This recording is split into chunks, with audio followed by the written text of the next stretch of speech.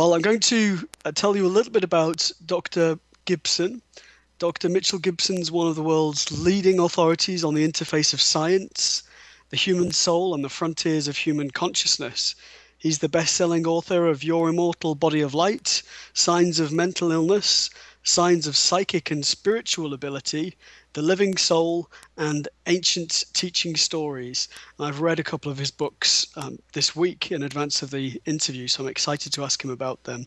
He's delivered addresses to many of the world's largest conferences related to science and consciousness. These include the International Science and Consciousness Conference, the Sivananda Ashram Annual Symposium, International Institute of Integral Human Sciences, the SGGRRIT Conference on Advances in Electronic Medicine in Italy, and many, many more. Now, Dr. Gibson's been a consultant for Fortune 500 companies, Hollywood celebrities, professional athletes, and the AE Network, NBC, ABC, and many others. His website is www.tybro.com. That's TYBRO.com. Do check out his website. There's a lot of very interesting information on there. Well, Dr. Mitchell Gibson, welcome to the show. Thank you. Well, it's wonderful to have you with us. As I said in the introduction, I learned of your work when I read your book, Signs of Mental Illness, and then I ordered a copy of the second one, Signs of Spiritual and Psychic Abilities, and as an astrologer, I was fascinated by everything you had to share. But I want to ask you, first of all, Dr. Gibson, to tell us a little bit about your history, because I know that you're also a psychiatrist. That's right. I grew up in the deep rural South in the Bible Belt of the United States, and my initial upbringing was actually fairly religious, very conservative, very religious based. But I asked a lot of the wrong questions when I was a child. I asked about warfare in the Bible. I asked about the church being the sponsor for the Crusades. I didn't really understand why there would be so much bloodshed and a foundation that was essentially the spiritual center for the world. My pastors didn't like that. My mother didn't like that. But it really began a deep spiritual journey that led me to look into, a number of the world's religions. It led me to look into how the planet functions on a spiritual basis. And as luck would have it, when I was about 12 years old, a monk came to my middle school, and this was quite an event because my middle school was in a town called Ellerbe, North Carolina, which is in the middle of the Deep South. So why a Buddhist monk was in the Deep South, a black school, an African-American school, I would never know. But he introduced meditation, and that changed my entire life. From that point on, I delved deeply into meditation. I studied Maharishi Mahesh Yogi and Transcendental Meditation and a number of different other types. And I found that if I meditated in a certain way, I could leave my body. And at first, I thought I had died because I was floating on the ceiling and I could look back and see my body. And I thought everybody could do this. And being an adolescent, the first thing I wanted to do was I wanted to go see all the pretty girls in the neighborhood. So I did. But later I found that there were more useful applications that I could have for being able to travel out of my body. And it began a lifelong journey of exploration and meditation, and it led me to medicine, and ultimately it led me to exploring the spiritual world. Well, it's exciting to speak to somebody who's so well qualified in psychiatry, but who also is very open to metaphysics.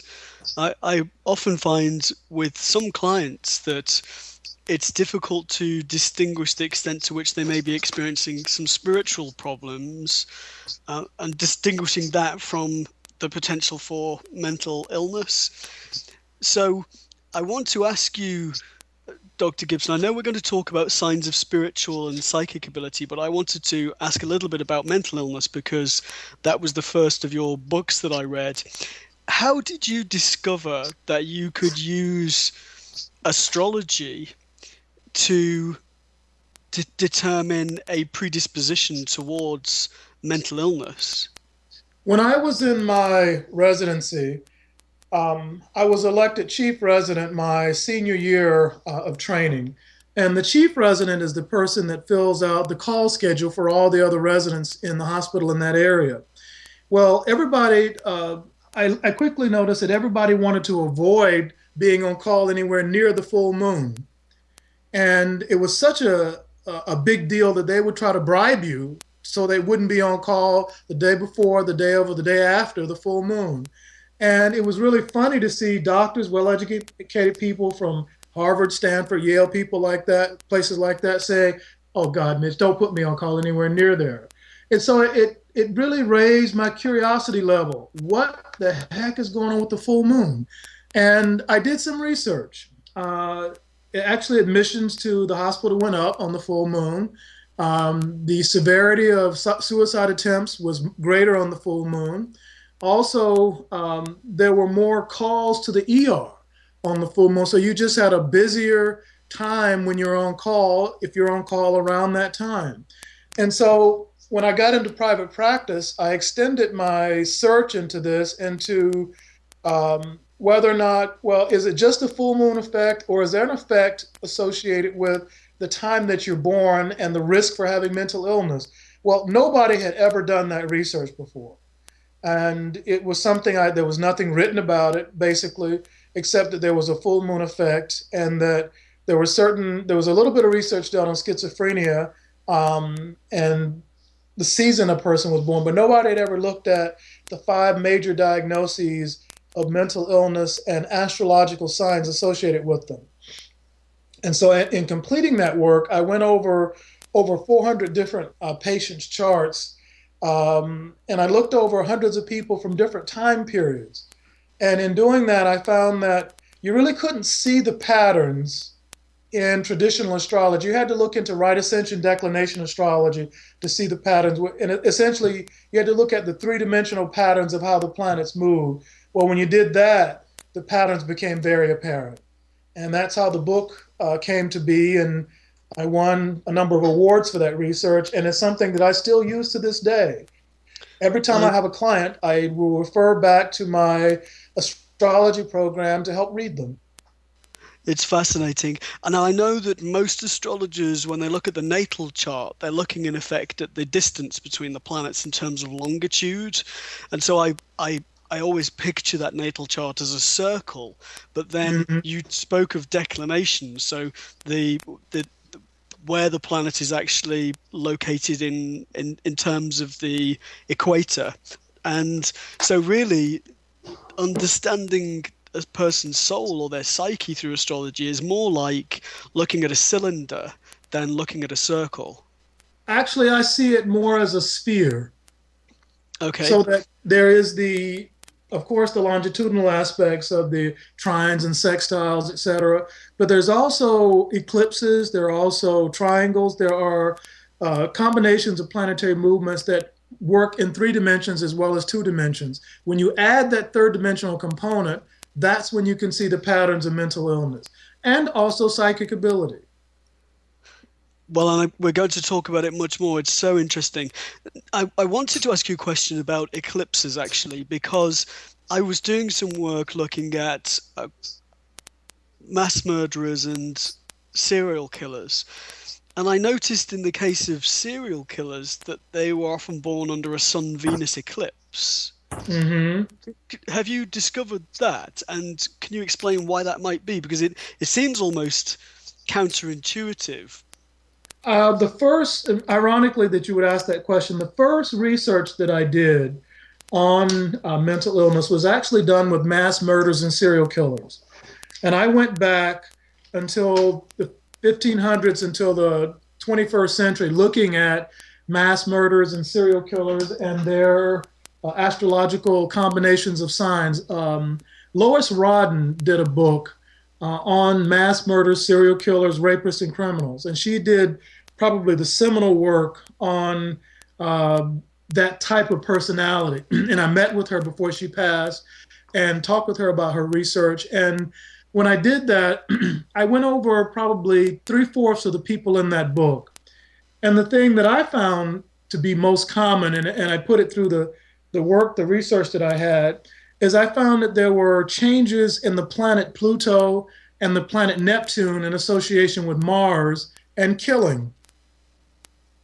I did see the initial changes with the Sun and Venus, but as I looked deeper, I saw that Mars and Pluto and Neptune had, especially Neptune and Mars, had more changes than the initial Sun Venus. And I often think to myself, when I analyze these charts, these people, and you can see through the natal astrology, particularly when you look at the declinations, you can see the Mm-hmm. complexity and the potential for problems. But how do we explain that that particular person goes down the path of severe crime as opposed to other people that were born around the same time? Well, there's a concept of nature versus nurture. Um, you can have a person, and you can apply this also to psychic ability as well and mental illness. You can have two people that have very similar charts and proclivities towards certain problems. But if those people are raised in environments that are more nurturing, that parents are better parents or better environments, those tendencies tend not to come out as much. But when you look at the people that have the signs and then have the childhood abuse and childhood difficulties that would make this more likely that the signs would come out, then you start seeing the strength of the predictive value of the charts. So that, for instance, if you look at a person like Garry Hynek, Garry Hynek had an awful childhood, and he's one of the people that they make horror movies about. And when he was a very young kid, his mother killed his pet dog in front of him with an axe. And it's that kind of thing that became part of his childhood. Well, a normal person that has the same sort of aspects in their chart, but they don't have that abuse, is less likely to have those same things come out to that same degree. So the context of the upbringing and environment is the determining factor. It definitely is a factor. If you Okay. have the signs, it's not enough just to have the signs. You have to have something to trigger them. Okay. But what we could do potentially is look at somebody that has already committed a crime and consider whether they have the potential to commit far worse or more crimes. Right. There are some aspects, though, that I found that it doesn't matter what your parenting is. There's some aspects that are so powerful that if you have them, it's almost a fait accompli that these things are going to manifest in your life either directly or indirectly. And I call those extreme declinations or extreme signs where the planet Mars or the planet Venus, and especially if Moon and Mars are together in an area beyond 23 degrees 30 minutes north or south declination. When they go, especially if they go toward 24 or 25 degrees, those are real danger areas that really destabilize the psyche. That's because the archetype of the planet loses control when it goes beyond 23 degrees. Is that That's correct? right. That's my theory.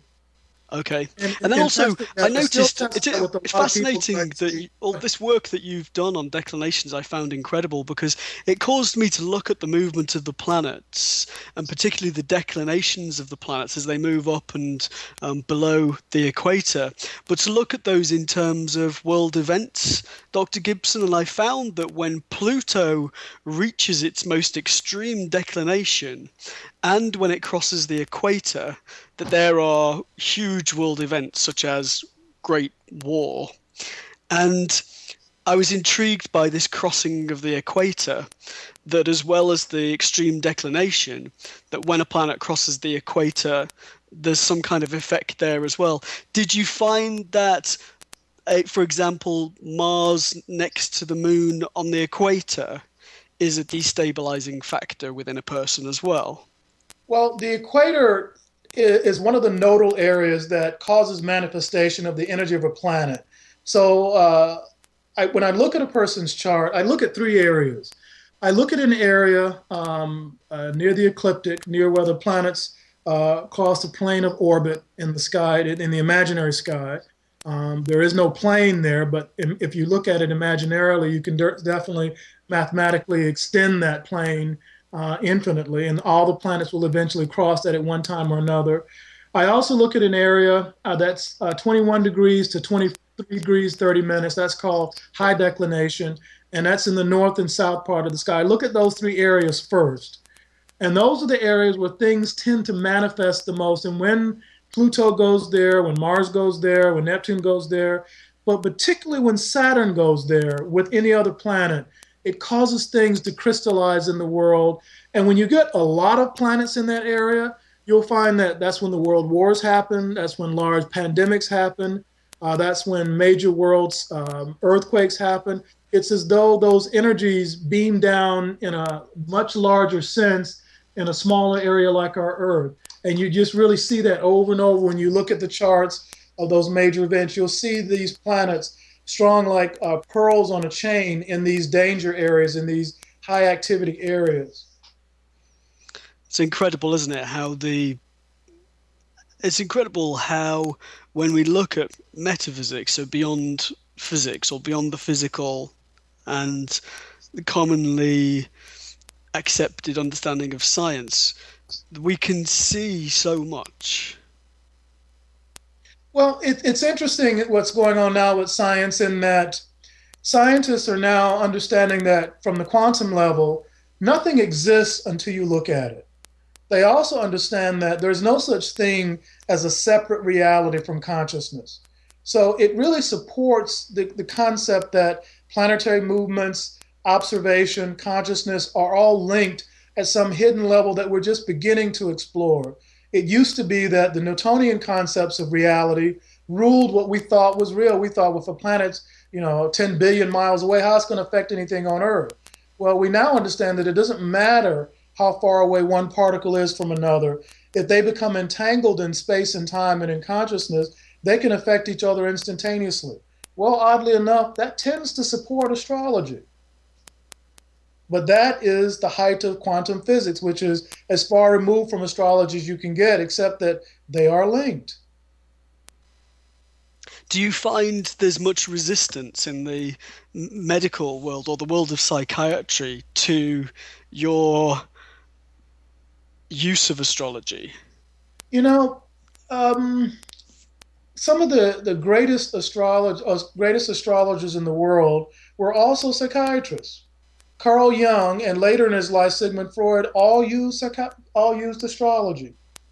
It was Carl Jung's writing about astrology that really influenced me to start using it.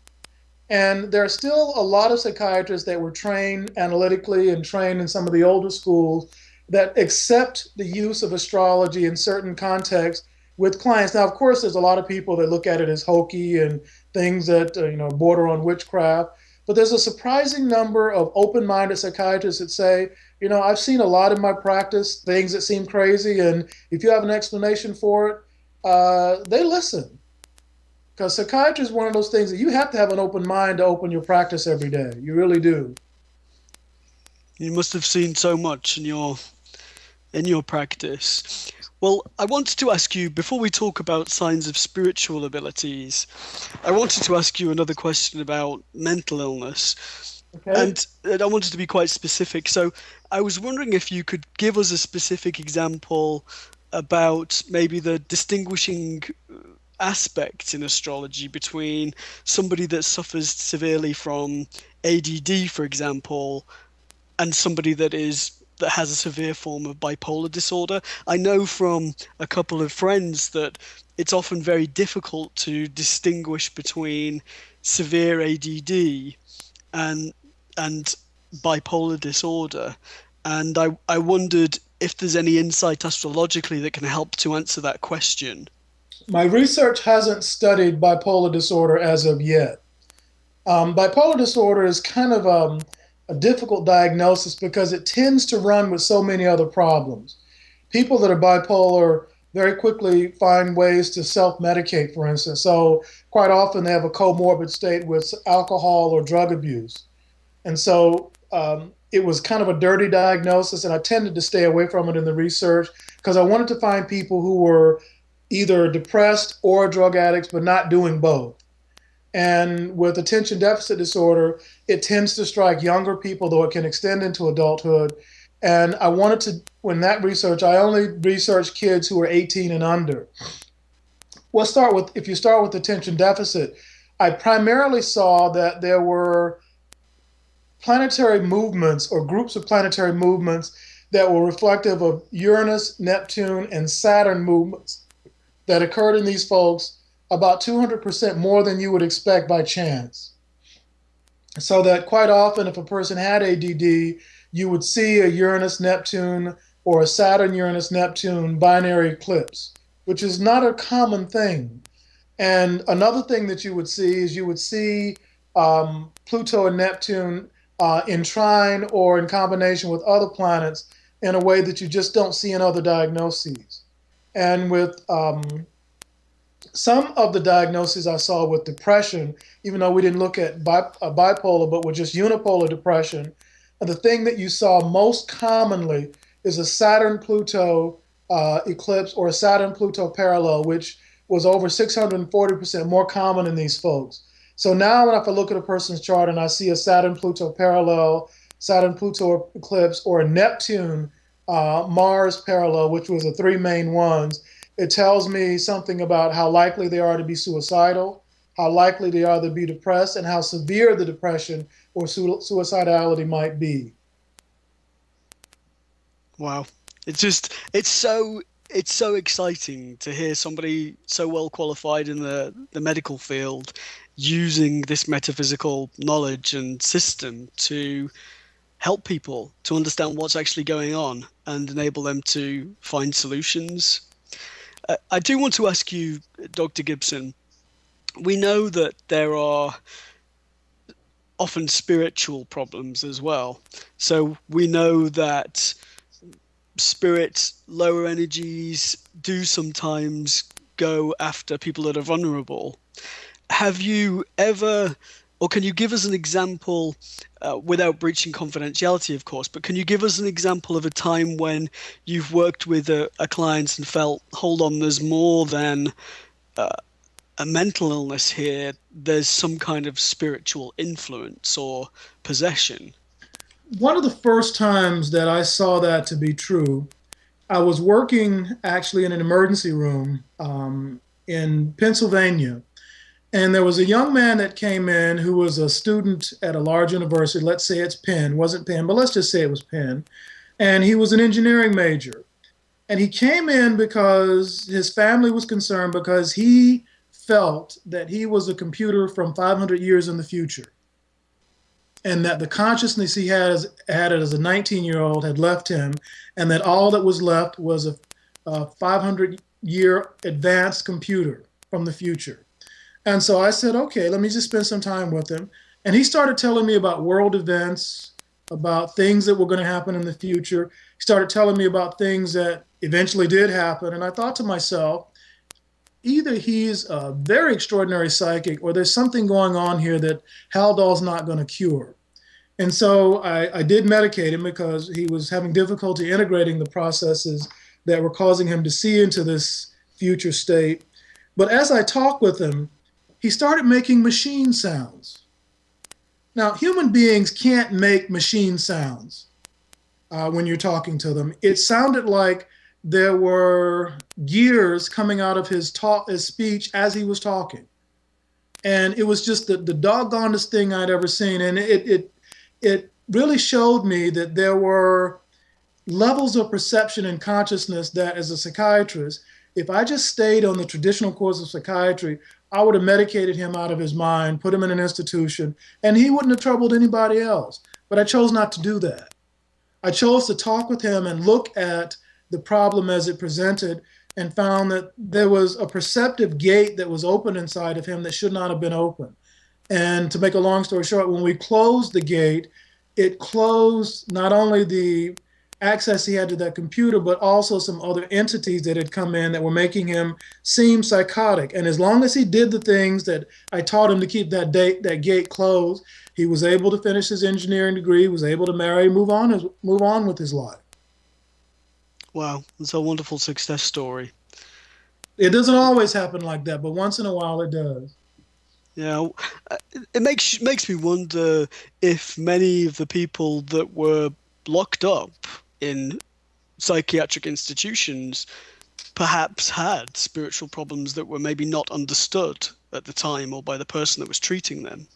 When I first began working as an independent practitioner after finishing my residency, I had a certain degree of spiritual vision then. I have more now, but then I noticed that with even my primitive spiritual vision, I could see colors, I could see entities around people that were very much like what they were describing. But at that time in my life, I couldn't say anything about it. So I watched them. We would talk about their entities. We talk about their quote unquote psychoses, but I discovered that most of them weren't really psychotic at all. I discovered that there were areas in their consciousness that were open that really should not have been open. And most of them had been opened by drugs or alcohol or trauma or genetic disturbances. And they had no way of closing them, no way of dealing with the consciousness disturbances that they had.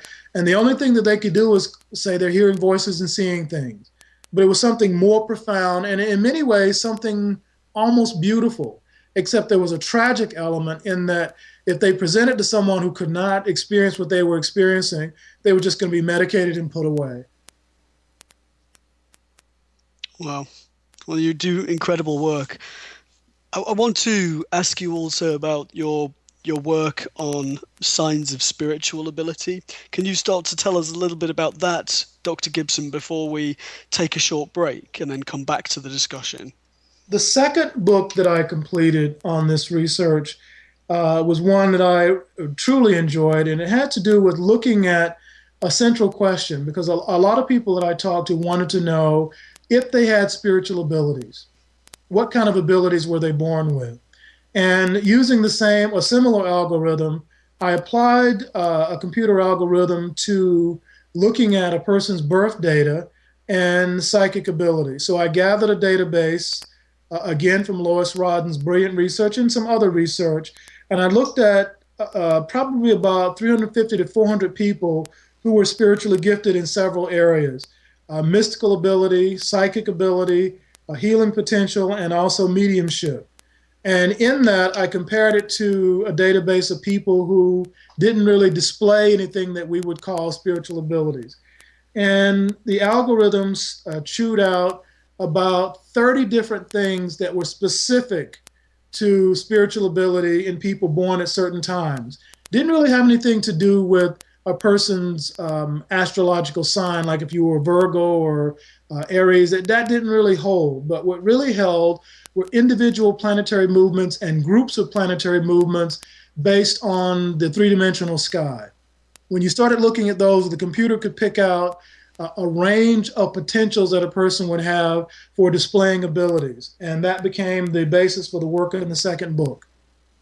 And what did you find to be the most prominent indicators of mediumship, for example? Mediumship is sort of a funny gift. Mediumship has to do with the ability to communicate with different levels of consciousness. And there are many levels of consciousness that in physics they say it takes 11 dimensions of reality for reality to make sense. Well, when we looked at mediumship and some of the great mediums of the past, we found that there were changes known as planetary eclipses and planetary quads of planetary movements where planets moved forward at a time in a very specific way in the sky. In particular, we saw Pluto again, we saw Neptune, but also, oddly enough, Uranus. When Uranus moves with Pluto in a specific way, when any other two planets, when a person's born, it tends to point toward a quad, which is almost pathognomonic for mediumship ability. Another thing that we saw was a Sun-Venus eclipse, where the sun is parallel and moving in sort of a conjunctive arena mathematically to Venus. And when you add that with the quad, that was one of the 15 or 16 different planetary movements that pointed toward beginning of mediumship ability. The algorithm essentially assigned a point value to the 15 or 16 different planetary movements. And the more of these values that you had, the stronger your ability tended to be. So we then blinded the study and looked at a number of people who had different types of abilities who weren't really in the initial study. And it showed that these folks, compared to normal people, had scores 3 or 4 times, sometimes 5 or 6 times above normal. Wow. So what are you working on at the moment, Dr. Gibson, if you're able to tell us?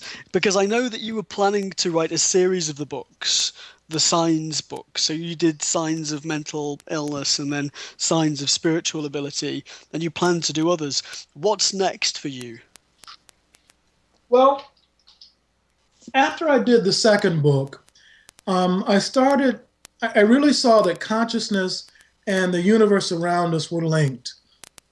After I saw enough planetary movements indicating or pointing to different states of consciousness being different spiritual gifts, I thought to myself, why is it that I'm not developing my own spiritual gifts? Why is it that I'm focusing so much on my mind and what I could do with intellect? Why am I not going deeper? So I actually stopped doing astrology research. I still use astrology, but I focus more on deep meditation. I focus more on using meditation as a tool to dive as deeply into my consciousness as I could to explore what it meant to have a soul and to see if I could see the soul and use consciousness as a tool to explore my own inner universe. And that is the work that I've been doing for the last 10 years, as a matter of fact. Wonderful. Well, I want to ask you more about that. We're going to take a short commercial break, Dr. Gibson, and we'll be back to continue the interesting discussion. Okay. A new era in psychic services has begun. PsychicAccess.com. You can connect with our psychic advisors by telephone or chat 24 hours a day, 7 days a week. All of our psychic advisors are interviewed, fully verified, and accuracy tested, assuring you quality service. We're living in some very troubled times right now. More and more, the world's problems are affecting us on a personal level. You don't have to deal with this alone. Our highly accurate psychics, caring advisors, and talented mediums can help with situations you are currently experiencing and can let you know what the future may hold for you. All new customers get a free 6-minute reading. All you have to do is register. Why not visit us now and get a free reading at psychicaccess.com. Yeah. Well, Dr. Gibson, I want to ask you more about meditation. So we've talked a lot about astrology, and then you said that in order to explore and further your spiritual abilities, you went down the route of meditation. Can you tell us a little bit about your experiences with meditation? Yes, I can. Yes, I can. I read a book by Swami Rama called The Path of Light and Fire.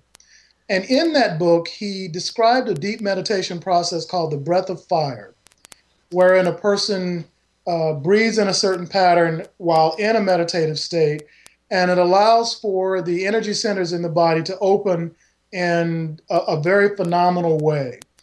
In using the breath of fire, I discovered that not only could I leave my body, but I could also control to a certain extent where I could go with leaving my body. It gave me sort of more rocket fuel, so to speak. And in doing that, I began to travel around the planet initially, and then I began to travel outside the planet.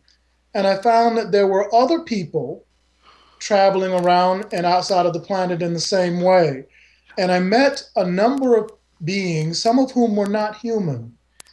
Now, initially, as I was doing this, I thought, okay, this must be some sort of imaginary state. You're making this up. You want to do it so badly that you're sort of forcing these visions on yourself. But I found that these beings had nothing to do with my consciousness, and they were just as curious about me as I was about them. And then I found that I hadn't been able to distinguish inner journeying from outer journeying. And then I found, as I continued to meditate, that there was no difference between the two, that the outer worlds of consciousness and the inner worlds of consciousness all emanate from a consistent conjoined point that I call collective consciousness. In just the way that Jung described it, we all emanate from a collective consciousness that we differentiate as outer and inner. But in the working universe, that differentiation is totally without merit. It's totally artificial. And so as I meditated, when I moved to the States, I was quite stressed, and I was going to see a massage therapist to get a massage a couple of times a week. Mm-hmm. And I would just meditate during the massage. And I came out of meditation on one occasion, and I'd had this most incredible experience of flying away from the planet. And the further I went, the faster I flew, and I could see the other planets and the stars. It was just the most incredible experience.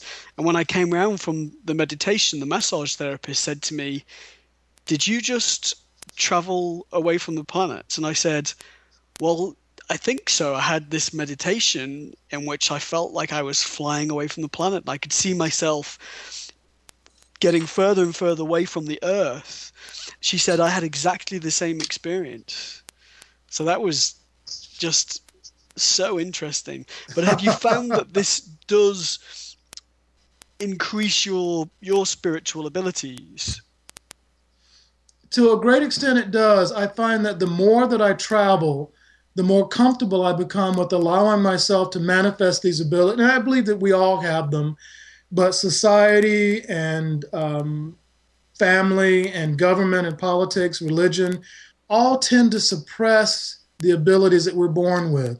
And when you begin to travel, especially even just traveling by plane or traveling in this world, you find that there are many people in the world that use these abilities on a daily basis in the same way that a lot of people drive their cars.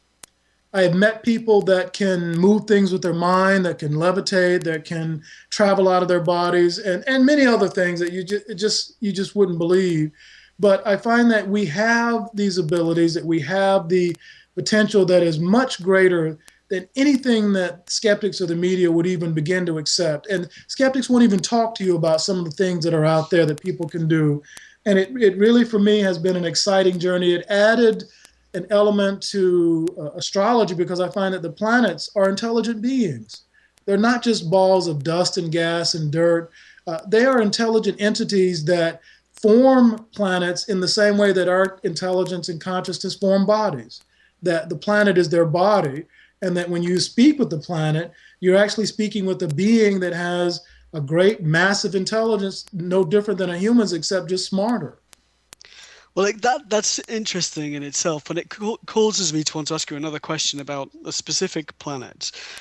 So we know that astrologically the planets have different archetypes or characteristics, right, and that the positioning and aspects of the planets in a person's natal chart indicate certain characteristics, talents, abilities, and impediments even. And I read that the term Satan comes from a reference to the planet Saturn. And I studied Hermetic astrology, in which we believe that Saturn is what we call a major malefic. So Saturn, whilst there are good things about it, it is a planet that we see to be also very troublesome. So when you talk about understanding the character of the planet, what do you feel when you tune into Saturn? Do you feel that Saturn has this connection to the archetype of Satan? Well, the ancients were able to hear the voices of the planets. They described talking to the planets as we talk to other people. They also were able to describe consciousness as being part of the interaction with the planet. And when you talk to the planet Saturn, for instance, Saturn has a very unusual voice. Saturn's voice sounds like the voice of a monster. Jupiter's voice has sort of a grand, almost orchestral feel to it. Venus's voice is beautiful, almost lyrical. Mercury's voice is very quick and almost as though you're listening to a very fast piece of music. But when you listen to Saturn's voice, it's like listening to the voice of a demon. And so I think it had something to do with the orchestral or the ancients naming Saturn as a malefic. And oddly enough, when the Cassini spacecraft flew past Saturn and recorded the electromagnetic emanations coming from Saturn, what they found is that the energy of the sounds sounded a lot like demons screaming. And when you go on the internet and look on YouTube on the Cassini spacecraft, sounds coming from Saturn and listen to them, it sounds a lot like demons.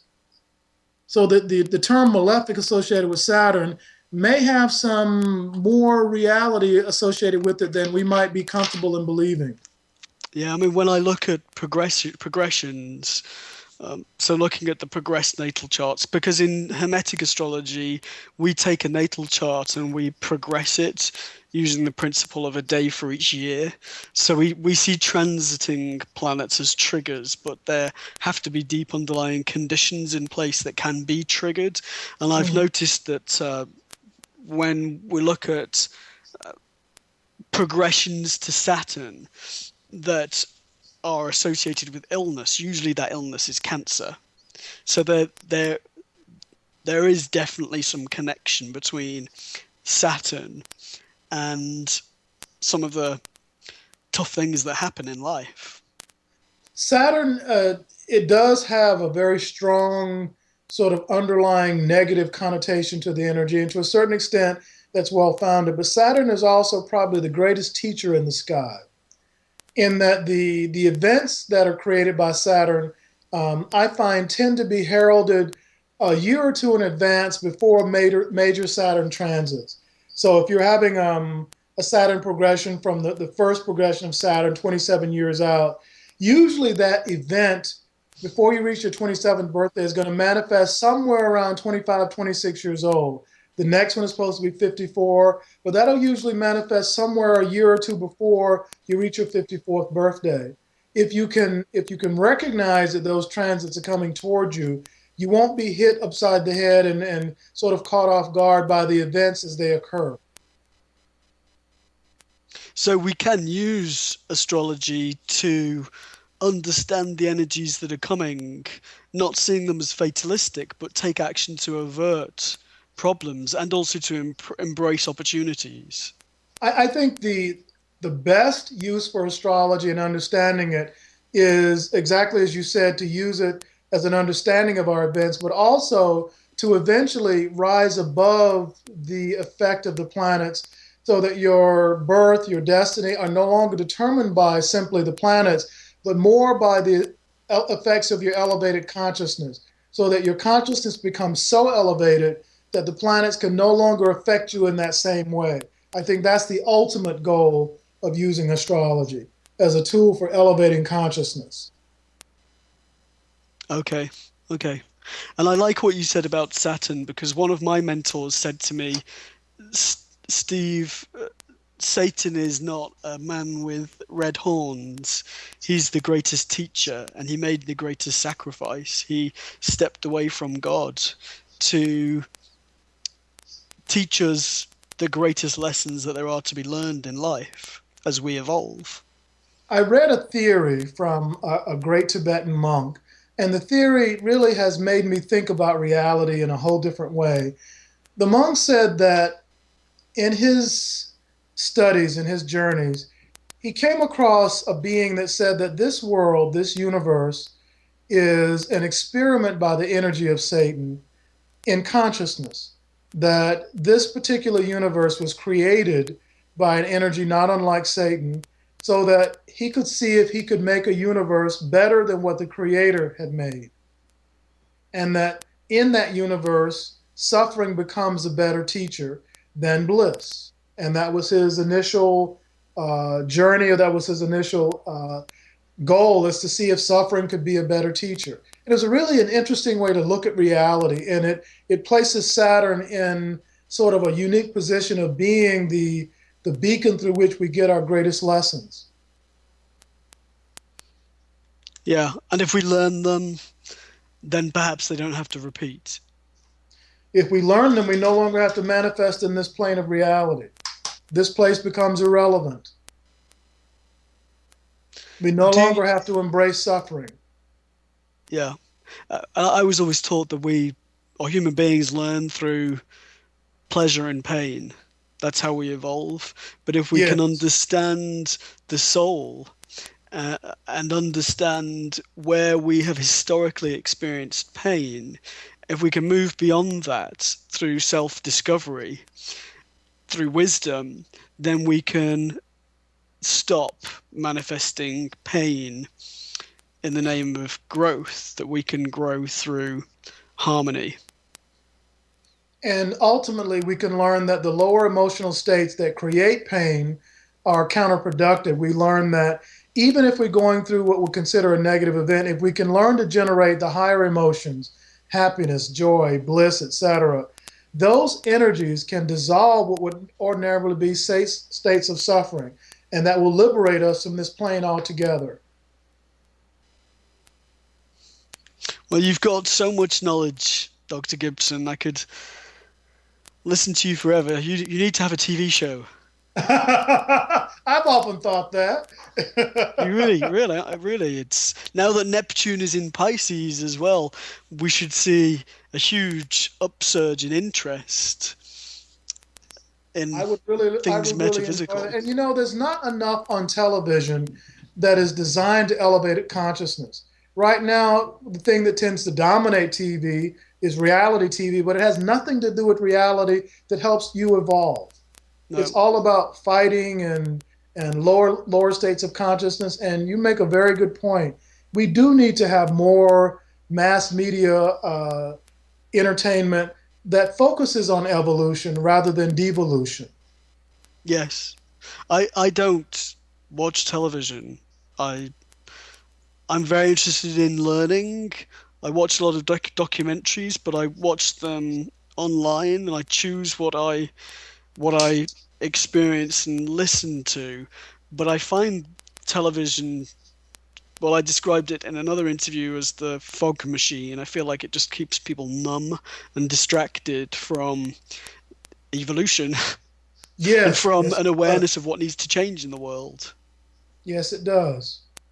But, you know, the sad thing is that as a collective, we have created that. We have created the machine or the medium by which millions, if not billions of people are numbed in this way. And I think we really have to examine, why would we do that to ourselves? Why would we do it and then complain about it?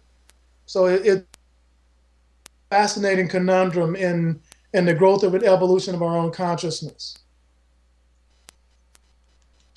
So do you plan to, well, actually, no, the question I want to ask you is, how can we learn more about your work? How can we interface more with you, Dr. Gibson? Are you going to write more? Where do we go to find you? I have a website, www.tybro.com. And on that website, we have probably close to 300 products. We have books, CDs, DVDs, lectures. We have seminars and workshops in many different parts of the world. And we also have on that website just a lot of information designed to teach. And if you go to that website, you could spend days just reading articles and never buy a thing. But we have some products that really are designed to be tools for consciousness growth. One of the best ones that we have is called the attunements. And the attunements are designed around some discoveries I've made in sound and consciousness that just by listening to them, it elevates the level of your consciousness and your ability to go into deeper levels of meditation. And it uses something called scalar sound combined with certain tones of sound that we really are very excited about. We have a Facebook page, and just put in my name on Facebook. I have a community page, and we have a business page on Facebook. And on YouTube, we have over 100 different videos that are designed to be teaching tools. Some of the videos are an hour long, some of them are only a few minutes, but all of them are free. And when you go there, it can teach you a lot about what we do, the different lectures that we have, and a lot of the seminars that I've done in different parts of the world are now offered for free on YouTube. Wow. Well, I'll definitely be checking those out. I'm sure many of our listeners will as well, Dr. Gibson. Do we just search for your name on YouTube? You put my name in and you will find dozens of videos on there. Great. I have several new books out. One called 9 Insights into Living a Happy Life, which is one of the ones I wrote about 2 years ago that uses some really profound spiritual teaching as a way to help add happiness and contentment in life. We also have one called The First Darkness, which is my first attempt at spiritual fiction.